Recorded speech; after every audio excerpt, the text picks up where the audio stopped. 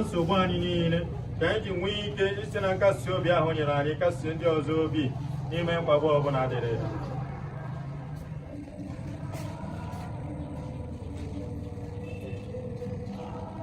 Eji mmiri nsọ were na-agọzi ahụ Frederick. Mmiri nsọ echere anyị maka baptizim nke Pọl dị asọ dere banyere ya sị, anyị niile mere baptizim wee baa n'ime Jesu Kristi, si na baptizim wee baa n'ọnwụ ya. Ya bụ dịka Kristi ji ike na ebube nke nna ya wee bilie n'ọnwụ, otu ahụ kwa ka anyị ga-esi na-ebi ndụ ọhụrụ. Ọ bụrụ na anyị na Kristi dịkọrọ n'otu n'oyiyi nke ọnwụ ya, anyị na ya ga-adịkọkwa n'otu n'oyiyi nke mbilite n'ọnwụ ya. Onye nwe anyị ji umeala rịọ ebere gị, were obiọma gị na mkpụrụ obi nwa odibo gị bụ Frederick ekwere ya ebere. Ọ bụrụ na o meghere site na-adịghị ike nke anụ ahụ, biko gbaghara ya, zọpụ ya n'agbụ niile nke ọnwụ, ka ọ gafee na ndụ ebibi site na Kristi dị nwe n'anyị.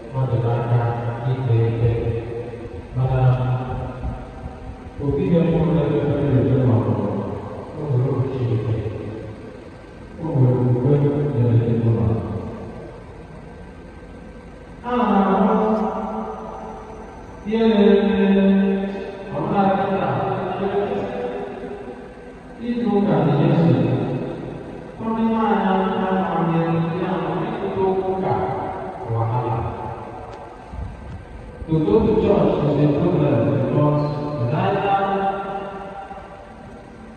we are already raised on the same formation or we have chosen another God.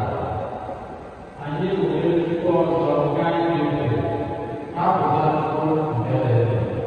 Now, we need to pray on each side of us. That is not I am not to guide you.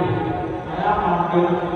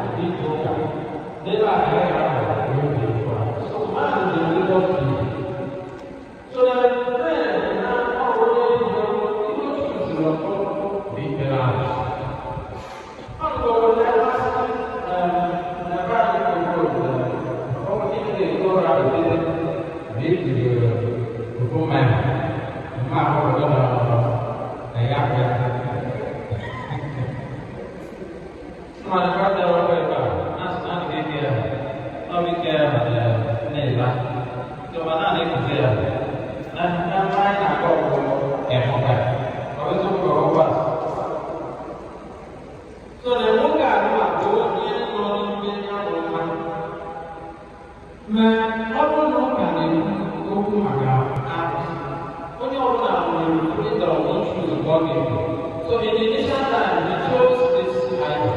First of all, as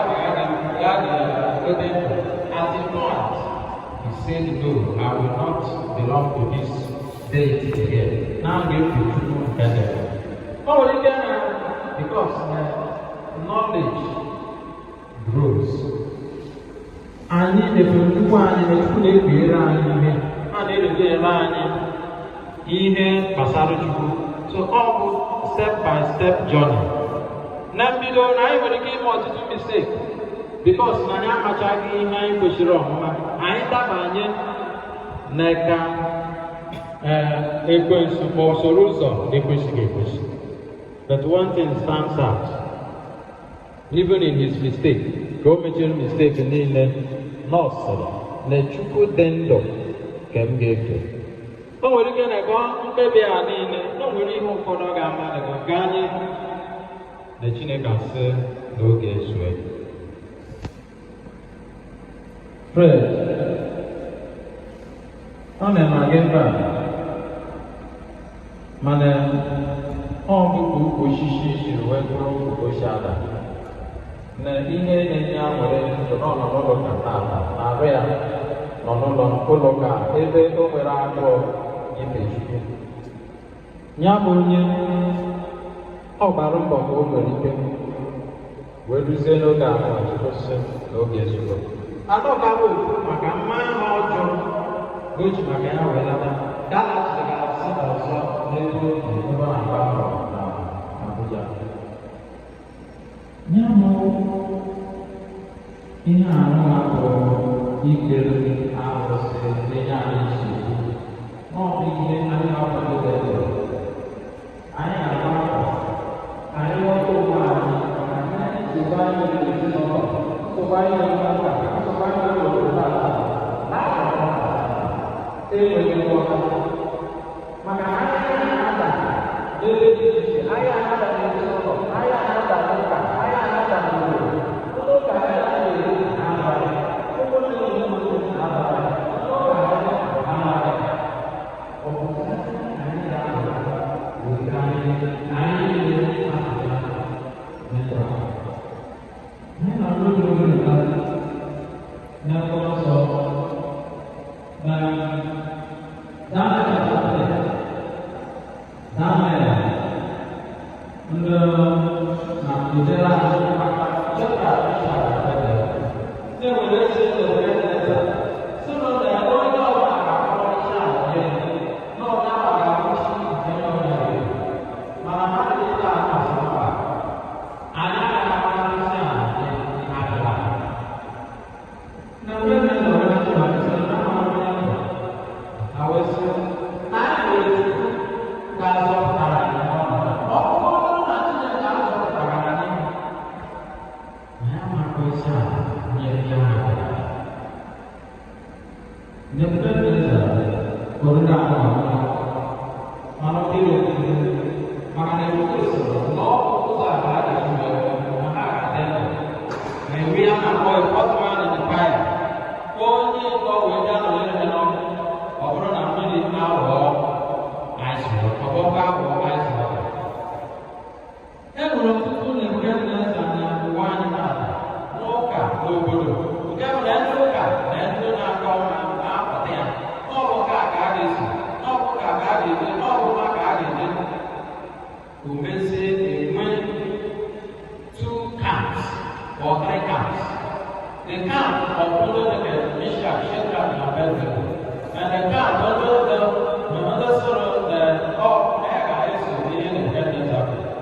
The camp sort of the not a boy, Jeboroga, Goboroba. Jeboroga, Goboroba. Have in these 3 camps. Ma all the ones you don't know get Nebukadneza, all got regular. No get Peter and the aside. That's what the apostle of that way. Pharaoh was an answer. Pharaoh went down, was not down, the hair gave him. The hair gets to all this existence, and I'm happy to win. No, my movement. No, we need our back to the again. No, so I have against you. We went today, James. Today we'll go. I want to understand the headline. I say yes. Ọkwa asị na ya dị mkpa. Ọkwa ndị akwa ya, asị na-esi dị na nwoke a na-esi ya. O wee hụ na ọ dịkwa ka ọsọ ndị mmadụ nsọ. O wee sị ka ha jidezi Pita. Na ha jide Pita, na ya mepere Pita ihe mere James. Ma ndị Jọn obi ga-adị ndị mmadụ. Ihe ọ na-eme adịghị maka ibu na abụsị, ọ bụ ihe dị ndị mmadụ nsọ. And n'oge nke a, many people now, they are clinging towards not going to church. Not being able to hear that time. So often in the book, all we hear people when they are at church, people will be laughing at you. Over again at the one time, more than church, yes, of course they are not the arts. And I'm going to go to it. Here are the way to do that. Ọbụrụ na mmadụ dị Chukwu na-enye nwere ike na-ebi tinye nwaanyị aka ha ịdapụta. Mana ọ bụ onye Chukwu sịrị ụdị ahụ ndị ọbịa bụ onye mebere na onye ga-abụ.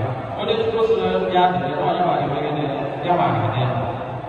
So n'oge nke Pita, ewepụta Pita n'ụlọ mkpọrọ ga-eke ihe chere James. Mana eluigwe dị ahụ. Wee kpọpụta Pita n'ụlọ mkpọrọ. Pita anụrịla oge James. Ebe okwu na-eje wee bụrụ na anyị niile bịara ofu ofu ma anyị niile ga-ala ofu ofu n'ụzọ anyị kwadoro anyị ebe anyị chọrọ ije n'ebe obi anyị dị kpatara Jesu Kristi gwa bụrụ na akụrụ n'eluigwe anyị ga-anabata ya n'ọ ka anyị kwuru ka anyị ga-esi weta ọ bụrụ na anyị ajụ Chukwu na ihe ọ pụtara na anyị ahụ n'ime Ekwensu mana onye nabatara Chukwu ọ bụrụ na ọ bụ nke ọ bụla o si wee bụrụ ọ bụ ka James si wee ọ bụ ka Pita si wee ọ bụ ọtụtụ mmadụ na-ahụ ihe dị mkpa kedu ka onye si nwụọ ọ bụ n'ime Jesu Kristi ka ọ bụ na anyị mụrụ ọrụ n'ime njọ. That is what is the most important thing in our lives. Ya bụ na nwanne anyị nwoke onye nọ n'etiti anyị kịta anyị nwere ike ile anya na-asị o kedu ihe o ji wee kwụọ ọkwa ọkwa ha ozugbo ọ gara onye dịga na nhati onye gwọrọ onye isi n'ọzi ka ọ kpọrọ onye isi na-ihe taa ihe a ya mee a na-asọ na-enwe ndọrọndọrọ n'ime ndọrọndọrọ a ka ọ nọ wee mezi ndụ a bụtefrafde ọ bụrụ na nwaka ndị nghọta ọ bụ na ọ bụ emiriti na-akpara mbọ esi ebe nta mana enwere so many complications enwere mystery ihe a na-enweghị ike ịkọwa mana Chineke mana Igbo ji weta eto so n'ihe ga-enye anyị nkasi obi bụ mkpụrụosi ike Fred kwurusiri mmadụ n'ebe Chukwu nọ ọ bụ dị sefọd ka Chukwu na-ele anya even in our mistakes we can make innocent mistakes and God will not look unto that unto that mistake. He will just forgive his people. Maka na ọ bụrụ ndị ebere Chukwu na-elere nkwa anyị obi anyị anya ọ ya bụ okwe nwere na Chukwu ga-eme nwanne anyị bụ Fred ebere na ọ ga-anabata ya na eze ya maka na ọ bụ onye mkpebi n'ihe akwụkwọ nsọ ndị gwara anyị n'ụfọdụ ọzọ I will rather die than sin. Ọ gara mma na mmụọ nwụrụ karịa na mere njọ. I can see this type of spirit n'ebe Fred nọ. Nwoke na ozi Fred na-esi anyị abụghị ka anyị debere akwa ma ọ bụ n'eche ekwe ma ọ bụ n'ebe ọchọrọ eklem kama na ọ ka anyị gbabọ n'eze ndụ ka anyị legide Chineke anya maka na Chukwu bịara maka mmadụ na ozi nwa ya bụ Jesu maka mmadụ niile. We are all children of God. Chukwu mara anyị ụfọdụ amaghị ama mana ndị ahụ na-amaghị ya ọ na-agba mbọ ka ha mara ya. Ụzọ anyị ga-esi mee ka Chukwu nwee ịhụnanya anya onye na-ete anyị anya bụ ịgba mbọ ka anyị gbapụ onye na-ewe ebiri udo maka na oge ebe eji esemokwu eje oge ebe eji ndọsesi eje ihe ndị ahụ na-eweta agamnihu maka na ego dọla dịrọ agamnihu mmadụ anyị gbapụ ndị gbapụrụ ebe a akọ nwanne anyị fuo ozi anyị ga-eji n'oge abụọ abụọ ozi nke udo. Sometimes anyị gbapụrụ ụka na tinye ọgbaghara then there is a assurance that all I have is right.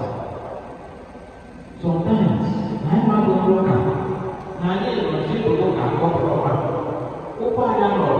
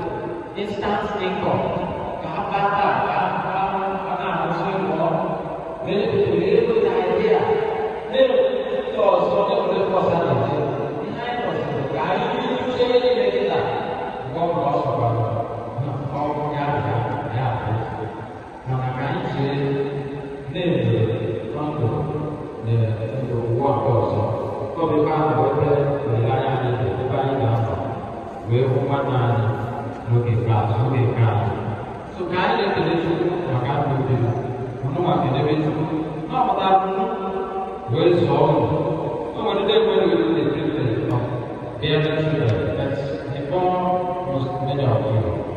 ọ bịa anyị nye Chineke ekele na Chineke gọziri papa anyị bụ Fred ka unu nwee nkasi obi ya dị uju kpakpa mbọ ihe nke ọ ga-eme ha ọfụma.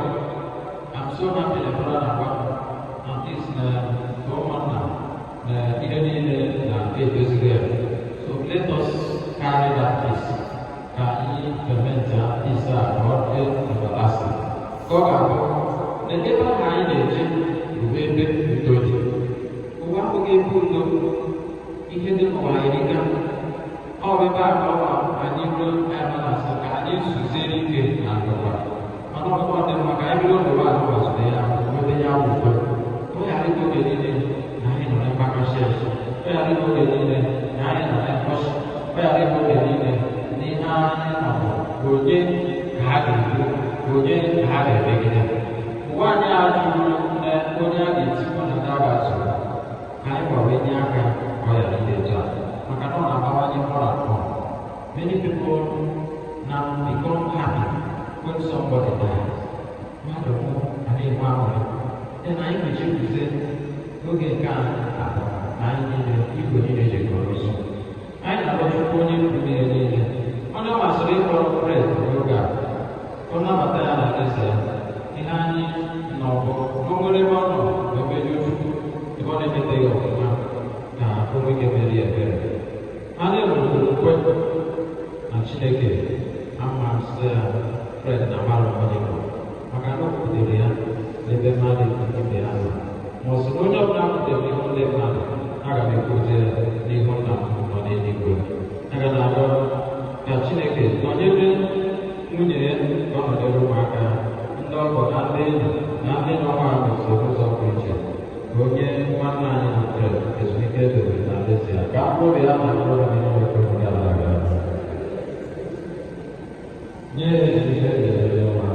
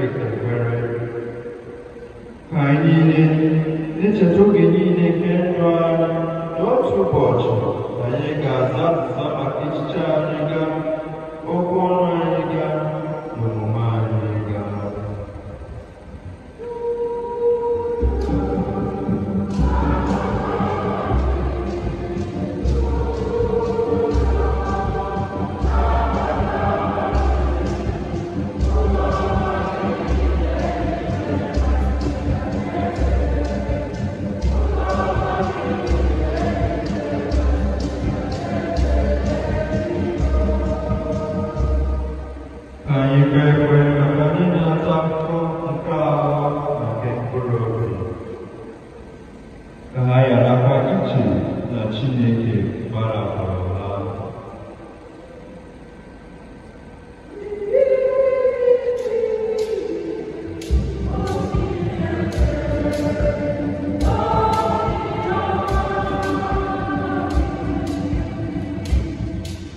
Ka anyị kpee ekpere maka anyị niile ji okwukwe bịa ebe a taata ikpe ekpere.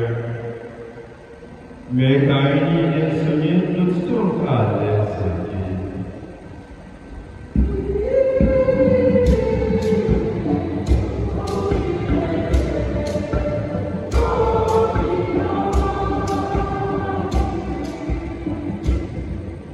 Onye ọzọpụta dị obiọma ihichapụ anya mmiri niile nke nwanyị ajadu nke nna anyị mgbe ihe chiri ya otu nwa ya, ka si ndị niile na-eru uju obi maka ndị nke ha nwụrụ anwụ.